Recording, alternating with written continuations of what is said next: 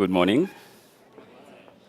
My name is Pierre, and I'm a chef based in New York, originally from Senegal.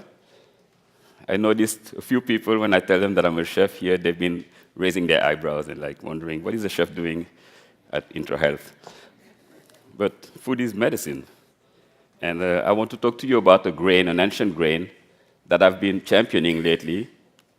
This grain is called fonio.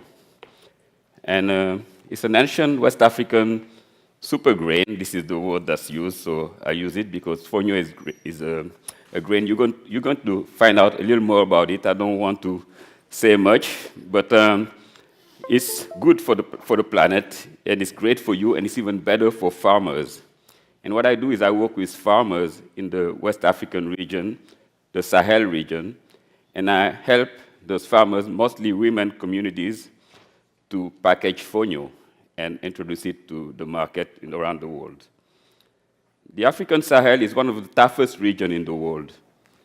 Nothing grows there, the soil is poor, and there's 135 million people that live there.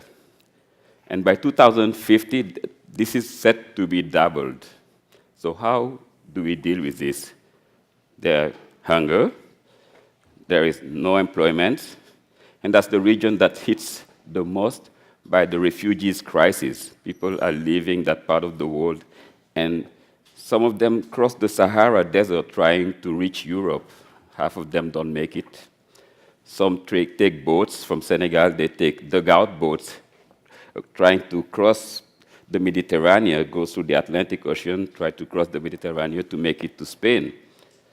Some numbers are crazy. By June last year, more than 2,000 people had drowned trying to reach Spain. But what if I told you that under the Sahel dry topsoil, there is a tiny miracle, a grain, an ancient grain, that many people, even in those parts of the world where it grows, don't even know. I grew up in Dakar, for instance, and you don't see this grain in Dakar. It's called fonio. In Dakar, you see baguettes, and every street corner, you see croissants. We don't grow wheat. We grow fonio, but we look at it as like a substandard crop because it's a country people crop. We have this colonial mentality, what comes from the West is best. And that's a mindset that we need to change. Fonio is West Africa's oldest cultivated grain. It's been cultivated for more than 5,000 years. It grows in Benin, Burkina Faso, Cameroon, Ghana, Guinea, Ivory Coast, Mali, Niger, Nigeria, Senegal, Gambia, Togo, and all those countries, because it's easy to grow. They call it the lazy farmer's crop, as a matter of fact. Why? Because you only throw fonio after the first rain, and you just wait patiently 2 months for fonio to grow. It's one of the fastest maturing crops. It's drought resistant. It has deep, extensive roots that allowing it to thrive in dry regions. And it's a major boom for farmers challenged by climate change because it fixates the soil and it requires very little water to grow. Many smallholder fonio farms provide employment opportunities for women. And that's how I started working with this grain, because I was working on my first cookbook, and I traveled to the south of Senegal, the region called Kédougou, where fonio is grown. And that's when I rediscovered this grain, because again, like I told you, growing up in Dakar, I didn't have access to fonio, even though my parents are from the south, and I would go to Casamance every summer holidays, and there I would have access to fonio, but then I would be back to Dakar and then no more fonio. So while writing this cookbook, I rediscovered this grain, and it was like a revelation because it's a delicious grain. As a chef, this was like a revelation. It's delicate, it's quite versatile, it has a nutty flavor. And I started doing some research on the grain, and I found out that not only it was that delicious, but it's also a grain that's really, really nutritious. It has many similarities to a grain that's popular now that's called quinoa, and but it's easier to pronounce than quinoa. So I was like, why not have that vision of bringing fonio, collaborating with these women communities, and packaging it and introducing it to the world that's crazy for quinoa and that's looking for another quinoa. Thank you. It's really healthy. It's gluten-free, has 3 times more protein, iron, fiber than brown rice. It's high in essential amino acid, methionine and cysteine, that are essential for human growth. And those amino acids, mind you, are deficient in most other grains. It's deficient in rice, barley, wheat, you name it. It has a low glycemic index, so it's highly recommended to people that suffer of diabetics or celiac disease.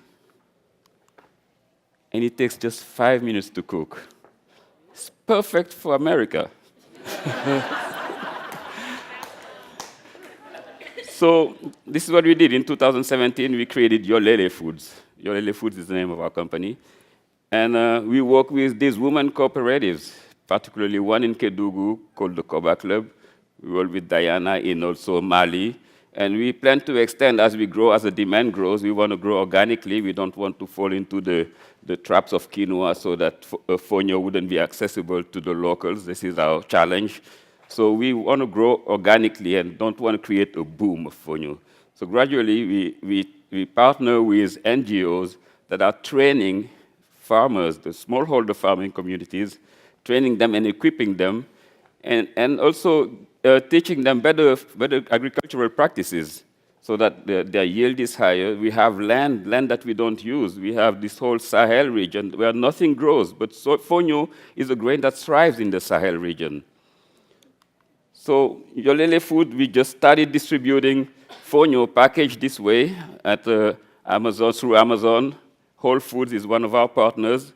We started in Whole Foods New York, and we're soon expanding to the northeastern region of America, and hopefully to the rest of the world. It's easy to cook. So I'm going to show you a few slides of different dishes that I prepare with fonio. But just don't get intimidated by the grain. It's very easy to cook. Like I said, it cooks in 5 minutes. As a matter of fact, there's a Bambara saying that says, fonio never embarrasses the cook. So that's how easy it is to cook. And it's also very generous. You cook 1 cup of fonio, you have a yield of 5 cups. So it's like a grain that's also very generous to prepare. These are herb-stuffed fonio jollof croquettes. Sweet and tangy fonio mango salad. Some of you got to try it yesterday when I did the micro lab. Lamb mafé. This is the traditional way of preparing fonio with a peanut sauce. Sometimes they prepare with okra sauce. But there are so many other ways. Fonio sushi. We can export fonio to Japan. This one is a vegan fonio sushi. Fonio pilaf with dates and carrots. So in brief, this is the vision. And Yolele is working to improve the quality of fonio processing right now.